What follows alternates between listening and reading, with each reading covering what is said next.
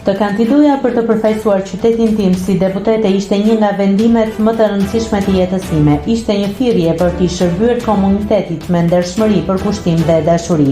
Me mirënjohje dhe me ndjesinë e thellë të përgjegjësisë, më besohet kandidatura për kryetare të Bashkisë së Vlorës. Ky nuk është një udhtim ambicieje personale, por një angazhim i thellë për të dëgjuar çdo zë për të ndërtuar ura bashkëpunimi për një të ardhme më të mirë të qytetit tonë.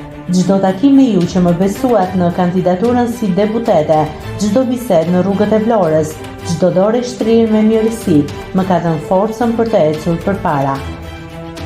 Keni qenë pranë meje në çdo hap, me besim, me kurajo dhe me atë ndjenjë të thellë përkatësie që vetëm vlonjatët mund ta japin. Të jesh përfaqësuese e këtij qyteti është më shumë se detyrë, është mision shpirtëror. Dhe sot ky mision merr një përgjegjësi të re, të punoj me gjithë energjinë për kushtimin dhe dashurinë time për të patur një Vlorë që i ngjan njerëzve të saj të ndershëm, punëtor, krenar dhe plot dritë. Faleminderit kryeministrit Edi Rama për besimin e treguar, faleminderit drejtuesit politik Bledi Çuçi për besimin dhe vlerësimin, faleminderit strukturave të Partisë Socialiste për mbështetjen e vazhdueshme dhe mbi të gjitha juve qytetarëve të Vlorës që më keni dhënë arsye çdo ditë për të besuar më shumë te forca e bashkimit dhe e dashurisë për qytetin tonë.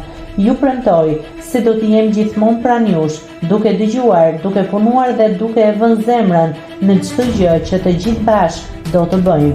Për mua kjo nuk është thjesht një garë politike, është një rrugtim zemre për Vlorën, me mirënjohje dhe vendosmëri të palëkundur, së bashku për Vlorën tonë, qytetin që jeton në çdo zemër vlonjate.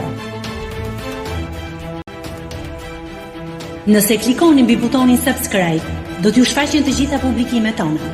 Ju ftoj t'i bëni subscribe kanalit, të pëlqeni videot dhe të lini komentin tuaj.